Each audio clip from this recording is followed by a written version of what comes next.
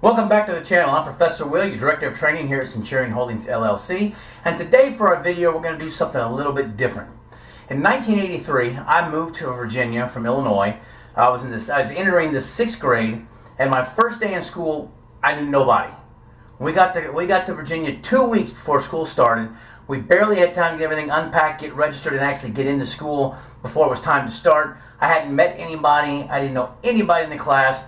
And I walked in on day one and I met this other kid who was also new, little Filipino buddy of mine that moved to Virginia. And this was his first time in the class, my first time in the class. That was one of the things that molded us together. We became really good friends and have stayed that way since that time, even though he moved back to Hawaii through middle school sometime in there. Came back here to go to college for a couple of years. We got to reconnect a little bit. I saw him in 1996 when I was in Hawaii for a couple of weeks. On a church trip, and then we pretty much haven't been able to actually physically meet each other until just a couple of weeks ago. Some of you, if you were looking at the Facebook page and the Instagram page, you saw the pictures of it. So today I decided that I was just going to do a quick interview with him and just go over some of our, the personal past, go over some of the martial arts past we've had, some differences that we see in different martial arts. And we were looking at the culture of martial arts and some curriculum issues that we both face looking at martial arts that may or may not have an actual set curriculum with some of the more traditional martial arts. I think you're going to enjoy it. It's a talk between two old men that are just good friends and enjoy doing martial arts. I think you're going to enjoy it. Check it out. Okay, so now we're recording. Finally, we're on. Two old guys trying to figure out the young technology, right? Yeah, especially Zoom. Took me a long time to learn that. Only through the COVID experience, that's when I had to use Zoom a lot. That's when I started jumping on it too. And yeah, I'm still not very good at it. I had to call my brother before I got on with you to make sure it would all work. I knew what I was doing. So thanks, Marion. He helped me out a lot to get this thing done. You consult with your IT brother too, huh? Me too. Yes. It's nice to have brothers that are smarter than us, isn't it? Yeah, especially good with computers. Yeah, I'm not good on these things. I'm still trying to figure some of this out. So just as a quick reiteration, you and I met in 1983, going into the 6th grade. Yes. Both of us new to Virginia. That's kind of one of the first things that drew us together. Yes. Yeah, we were both the new kids in Miss Oom's class. Did you remember that? Oh, yeah. Long ago. Yeah, it's been a while. So what on your personal history since you left here? Because you left Virginia in 85 or 86, is that right? Yeah, around there. I moved back to Hawaii. I got into, I guess, middle school at the tail end, and then high school, and I didn't train or practice martial arts for a long while. And then I got back into it when, I got back into it just to try and get fit again. Especially as you're aging, you're like just trying to keep fit. So I trained at the Family Martial Arts Center under Victor Marks for a long while. And then after September 11th, when the airplane hijackings occurred, I was like reflecting on what would I do in that situation, which really bugged me. And the Family Martial Arts Center, Victor Marks, their training was great, kickboxing, jiu-jitsu, but I was like, I wanted something that specialized more with weapons, especially in a confined environment. And so I did my research and I found out about the Filipino martial arts. So I trained, I found a school called Bandalan Doce Pares, which was an extension of Doce Pares, the oldest school of Eskrima in the Philippines. And I started training under Robert Garcia in Cali Arnis Eskrima, and under Alfredo Bandalan Sr., the late Alfredo Bandalan Sr., and under the late Supreme Grandmaster Diony Cañete. So that's amazing. Yeah, that's where my training went to. And then I had another experience. I'm a teacher. And I remember a very sketchy situation where a student was just going off, and all the training I had kind of made me a little bit apprehensive, because I was like, if I do a rear naked strangle, I'm going to really get in trouble as a teacher. Yeah, just a little. So I looked for an instructor that specialized in small circle jiu-jitsu. Under Professor Wally J. I met him at the Family Martial Arts Center when he went to do a class at the Victor Marx Academy, or the Family Martial Arts Center. And he did these wrist locks, finger locks, arm bars that looked so effortless, and I was just so shocked that an old guy just put me on the ground like nothing. So I was like, "Oh." Been there. I understand. Not with Wally J, but with some other people that I got to train with. And you're looking at it going, wait a minute, I'm young and in shape. How is this guy doing this to me? Yeah, I understand. Yeah. So, because, I think on my channel is pretty well established that, I'm a Gracie Jiu-Jitsu guy. We do Muay Thai kickboxing.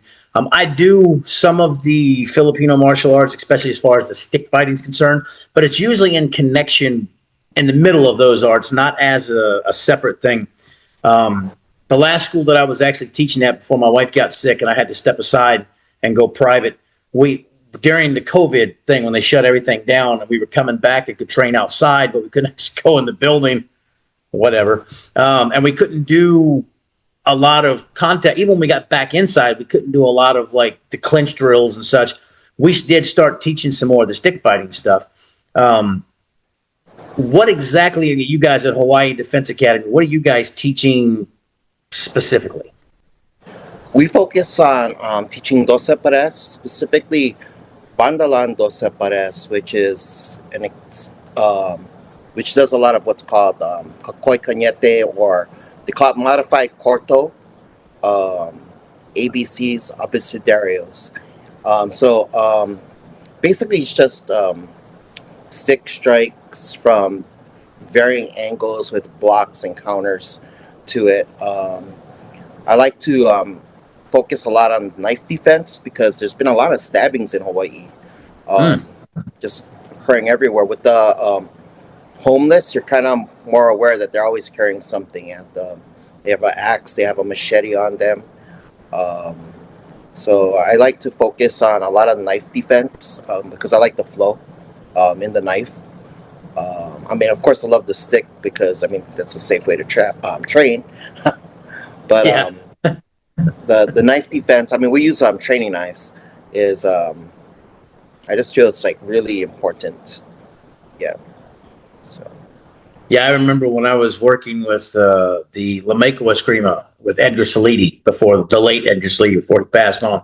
And he was a big fan of the drill, which is a big way that when I do training for the jiu-jitsu side on my private training, that's what a lot of it is introduce them and then isolate it with drills over and over again.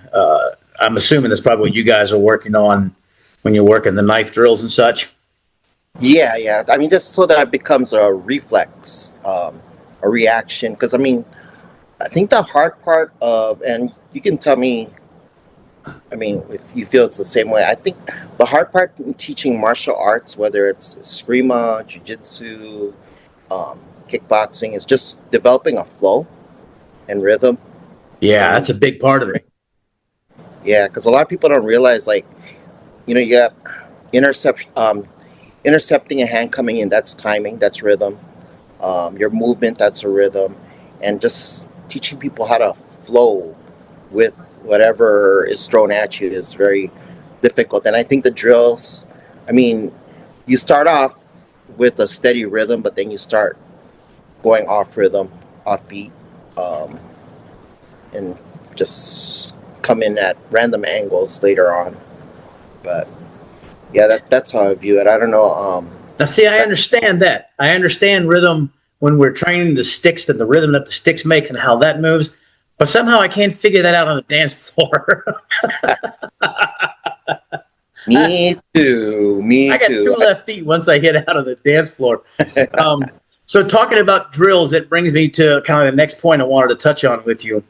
One of the things that I really enjoyed when I first met Hoist is that he didn't stand over my shoulder and say, hey, you guys need to teach this week and this the next day and this the next day. And we kind of had that autonomy within our association to teach just whatever we wanted, whenever we wanted. While that gives you a lot of freedom, the problem we found was it was almost too much freedom. There was no cohesiveness. There was no. Now Hoist has the RG360. How do you feel, and what do you use for some type of curriculum? Do you have something specific, or does it kind of bounce around, or how do you guys work that? Curriculum was, so Dos Separas has a curriculum, but at the same time, we didn't use it in Hawaii, the school I was at. In terms of like the school, I mean Hawaii Defense Academy, I am trying to make a curriculum that incorporates, of course it has the Eskrima element, but I want to have the kickboxing element and the jiu-jitsu element. So I think the hard part is just developing a curriculum that incorporates all of them. I guess I was never comfortable with just one martial arts style for self-defense. I felt like I had to go through at least 3 or 4, and then I felt comfortable with self-defense, because it's like you got kickboxing, which is important. Then you got your grappling range, which is important. Then you got people coming in with weapons at you, and that's very important when they have a knife. So I would even say, like, even shooting. I mean, like you learn gun disarms, and you're realizing, and you're training with a rubber gun to do the disarm. But then when you're like, manipulating a real firearm, you're realizing, wow, you can get your finger caught here. It's kind of sharp over there. Yeah. It's moving, it's sliding. It's like, it looks easy, like when you see those movies when they do the disarm, but you're like, well, you got to watch where your hand's at. Right. Yeah. Well, and I know you guys have some legal issues there in Hawaii with firearms and obtaining those, or even carrying those concealed. Living in the South, that's just kind of part of our, that's just part of the culture in the South. I think most of the guys I know were given shotguns or 22 rifles by the time they were in double digits in age. And, and even though it's a newer thing for me in the last about 4 or 5 years, most of the guys I knew grew up hunting and so they were using firearms and stuff like that. And even when I started in law enforcement back in the early 90s, I hadn't done a whole lot with firearms. And as I've gotten farther into my career and I get older, and I realize that fighting suspects hurts. it's especially as you get older. The next day you wake up and go, "What is that? I didn't know that wasn't there yesterday."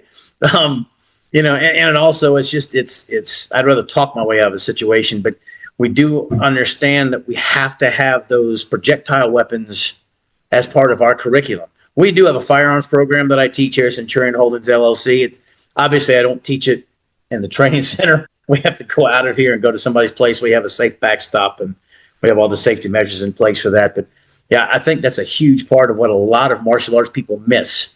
We always talk about the ranges of fighting. When we talk about being on the ground, we talk about clinch work, we talk about kickboxing range, stick range, and even in the stick fighting, there's close range, there's medium range, and there's long range. And then somehow we all miss that part that says, hey, we need to work on something because it happens, especially in today's world where we're seeing, active shooters and things like that at not just schools, but houses of worship of just about any denomination. You can find that somebody's attacked in one way or the other, which kind of brings me to the last point I wanted to chat with you about. You and I are very old school in the martial arts culture. Very much all the respect, in jiu-jitsu we have the 753 code. You got 7 virtues over warrior, the 5 keys to health, and the 3 states of mind. It's something you've got to have. For me, even starting at our blue belt, which is the first belt for our jiu-jitsu system, you've got to have it when you go to take your black belt test, which you don't take in front of me alone. You go into a room which has the guys from our association. You're going to walk in and there's 50 to 75 black belts in there, and you got to prove you deserve to be there. And one of those ways is you have to know that 753 code, and they're going to grill you on it, But I know I was lucky enough in my martial arts journey to be kind of at the forefront of when MMA was coming in and it was called No Holds Barred, and then Vale Tudo, and then it finally became MMA, and we started doing the unified rules, and the UFC kind of took over and headed the whole thing eventually. But how do you feel in general, not just about MMA or stick fighting, jiu-jitsu, whatever, but just kind of in general, the culture of martial arts? How do you feel that's headed? Good, bad, indifferent? Are we growing as a culture? And so I feel like we're losing a lot of the respect aspect, and it's not being taught in places. And as that, I think we're losing a vital part of the history and tradition of martial arts with some of our more modern ways of it. Tell me what you think on that. The thing that I think bugs me the most is the watered down curriculum of a lot of traditional martial arts schools. So when I say that, it's like they don't teach the resilience part. It's almost like it's a belt factory. They just want to promote. Yeah. I trained with the guy in traditional Japanese karate, and I was blown away by what he was doing. It's like traditional karate, at least karate in the United States did not. It looked watered down compared to what this guy was showing me and doing to me. Like every throw, there was a kick in his throw. Like I felt the kick in my shins, and he was like slamming me, and I was like, and I was a brown belt back then. I was like kind of embarrassed that I wanted to get my shin pads. I was like, because this guy was like, every throw he was doing, he was just kicking out my legs in some way, and I thought it was neat how he was doing a kick and a strike and a throw all simultaneously, and I didn't see that until I encountered this gentleman. So I think the thing that bugs me is when I see people we had a guy that came in, a kid came in. I don't know. Anyway, he did a roundhouse kick, and he was a black belt in Taekwondo. And I had my yellow and orange belts doing harder roundhouse kicks than he was. And I was kind of like, oh, wait, why is this guy's roundhouse kick? You're a black belt, dude. It should be or so he claimed, at least. So he claimed, but yeah, I've checked out other schools, and I've seen, and that's what bugs me. It's the lowering of the standards. I appreciate jiu-jitsu in that you guys really test them. You know what I mean? They got to pass. It's the standard is there. We're even seeing that on the jiu-jitsu side, because there's some black belt tests that I've seen in jiu-jitsu that they wouldn't have passed our test. When I passed in 2018, I think mine was a 60% pass rate, and that's probably one of the higher ones. It's usually about a 40% pass rate. How good is a test that you can go through and everybody can pass it? And, you and I remember a time when, whether you took karate or kung fu, taekwondo, which is about all we could find back in the day. Right. Yeah, it would take you years to get to the black belt. And now there are places you can go out there and do it in months, which is staggering to me. And I agree with you. I think that waters it down. And we are starting to see some of that on the jiu-jitsu side. Wow. I'm a bit abnormal on that. It took me 24 years, because I spent about 10 years where, while I was training, I didn't really have anybody I was training under. We were kind of on our own. And then we were lucky enough through some relationships from our past when we were fighting with Brent Pierce and Greg Thompson and the guys from Team Rock, and they hooked us up with Hoist. And and even then, it wasn't a rush to a belt. It was because he brings you along to make sure you're of good character, and that he understands you're not a POS or something that's going to give him and his association a bad name before he puts that. Allows you to go for that stamp on your forehead, so to speak. So I agree with you. Sorry, I cut you off. Say again. No, it bugs me so much when I see, especially we have. I'm trying to get kids.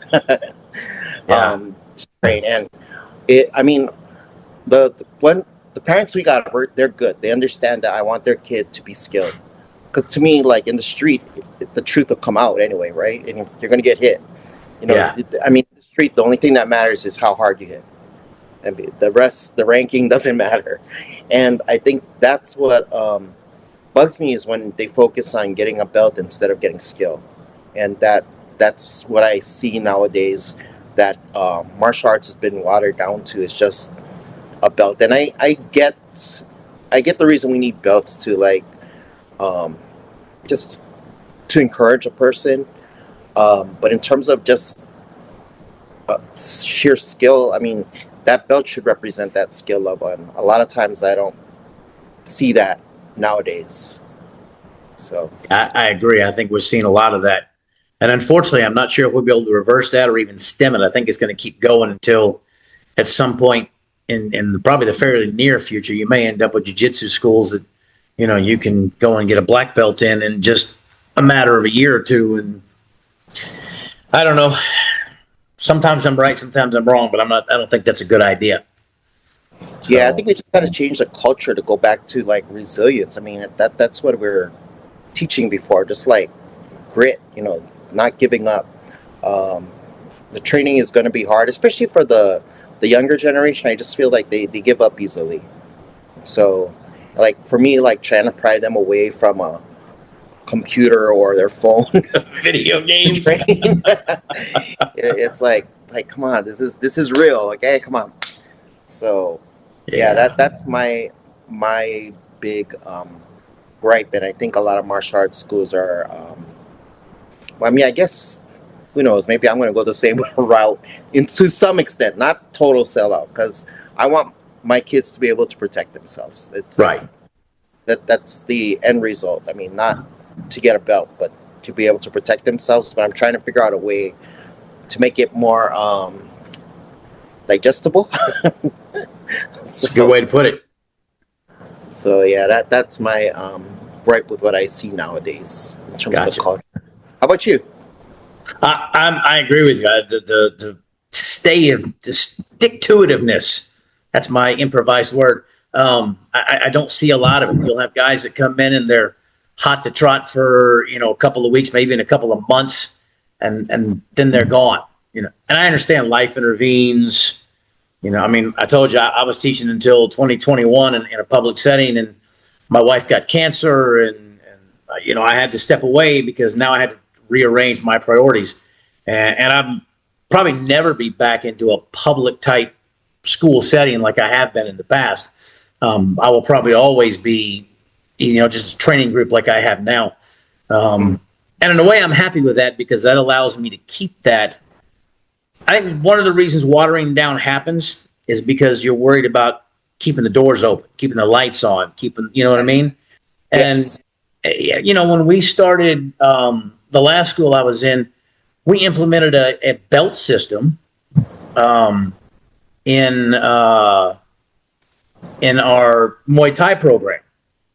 Muay Thai didn't really have belts, but we instituted a basic system, you know, white belt, yellow belt, orange belt, green belt, blue, purple, red, green. I'm sorry, purple, red, brown, and then a black belt, because it helped us keep people in a position where they could understand they were seeing progress. Yes. And so it was a business thing. It wasn't like we were saying, hey, we need to have, but we looked at it and said, well, if you're going to have a black belt in Muay Thai, what would they know? They should know this, they should know this, they should know. And we reverse engineered all the way back down the line. And it took a long time and it took a lot of work. But we got it, you know, that's how we did it. And that was a business decision, so that, because if you just have people coming in and they're training, they may be getting better, but they're not really, they don't see, you know, especially as Americans, we're very visual. We like to be able to see that progress constantly. And doing that belt system, and I think we tested every 3 months. And I think, and it still took, I'm pretty sure David Kazee still held the record for the fastest going from day one to his black belt, and that was 3.5 years. So for most people, it took somewhere around 4. Some of them a little bit longer. So I felt good with that because it at least gave us a better. It wasn't watered down. Mm. No, they were able to learn at a good pace, learn the techniques, and tests are tailored to each individual. I can't expect the soccer mom who hasn't really been athletic in 10 or 15 years to be able to give the same performance that the 21-year-old guy who's in the peak condition gets to do nothing but train all day long, doesn't have kids to worry about and dinner to do, and all the things you and I and our wives have to deal with on a daily basis. Yeah. So it has to be tailored to her or to an individual. Yeah, well, not watering it down too much is one of the things that we constantly battle, and I think everybody does. Yeah, I mean, when you mentioned that, I thought about age. Like, I don't have the same expectation for a 20-year-old. I mean, I let them kick higher than, let's say, a 40 or 50-year-old in the class. I won't push them to kick higher. But yeah, I see your point there. Yeah, I really do see it. We got to tailor it to the individual need of the person without watering down the material, which is a challenge. It's a Very challenge much so. Yeah, it's easier to just promote people and just like, hey, all right, but it's not. It doesn't do them justice. It doesn't do them justice. It builds a false sense of confidence, especially in kids. Like when I see kids running around with I mean, I know some schools will award a black belt to a kid, but I don't feel that's right. I mean, just like that's just my personal thing. I'm just like, I don't know. Maybe I mean, black belt would imply you know a lot, like, but I don't know if that would be enough to defend yourself in the street, like against somebody very aggressive, But, yeah. But Oh, I get it. So, well, brother, our time here is quickly running down. We got just over 5 minutes left. I just wanted to tell you I really appreciate the friendship. It's been many years.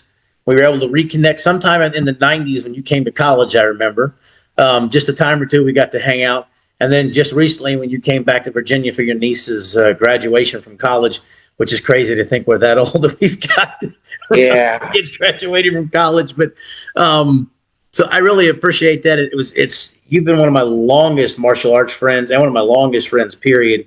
And I really appreciate that. I love you, brother. Tell us a little bit about Hawaii Defense Academy, website, Instagram, anything else you may have.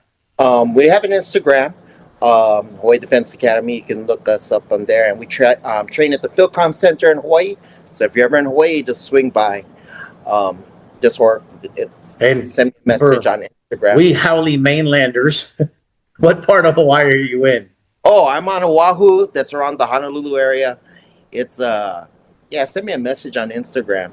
But I want to say thank you to Will. Will, you've been a great friend for all these years. You're my first friend that I was when I was living in Lynchburg, Virginia. For a guy coming from Hawaii, moving to the mainland, that was like culture shock. But you had a lot of aloha for me. You were very welcoming, and I really, really appreciated that. And it was nice knowing that I could contact you when my niece was going to LU to college because, I've been teaching her martial arts, but I also know I wanted her to know somebody who was in law enforcement that had a martial art background that was there just in case she ever needs help. So thank you. I really do appreciate that, Will. Just knowing that you're around to, like, if ever she's in trouble. And I like this talk format thing. If you ever want to do this again, maybe we can analyze videos, martial art videos and stuff like that. That's a good idea for a future video, Ray. I really like that idea. Because I think I'd like to get a jiu-jitsu perspective, and then of course I have a Eskrima perspective. I know we're well-rounded in all martial arts styles, but I know you're primarily jiu-jitsu. So I like asking other martial arts styles how they would address a threat. Like sometimes like jiu-jitsu would have a better response to a threat, to a specific kind of threat than Eskrima. In ground fighting, it's jiu-jitsu. with knife, I'd say you scream. But I mean, at the same time, I think you got to blend them together too, in certain aspects, because you might go to the ground with the knife. So, that's like something you have to keep in mind in terms of your training. So I like the fact that you're not afraid to go into other styles and do other kind of martial arts. Yeah, big fan of the cross training. I have been for many, many years. Brother, I appreciate it. Thank you so much. And, my wife would love to get out there. She's already told me if we ever go to Hawaii, I can spend my day training with you. She's going to the beach. Hey, sounds great, man. Brother, I love you. Thank you so much for doing this for me, and I hope we can catch up soon, okay? Hey, thanks, Will. Love you, bro. See ya, brother. I hope you liked today's video. Just a quick conversation between a couple of old friends in the martial arts world. Just a little something different we wanted to do this week for our video. Always make sure you check us out on social media. Like, subscribe, comment, all the good stuff you're supposed to do when you're on social media. Check the QR code right there. We'll see you next time.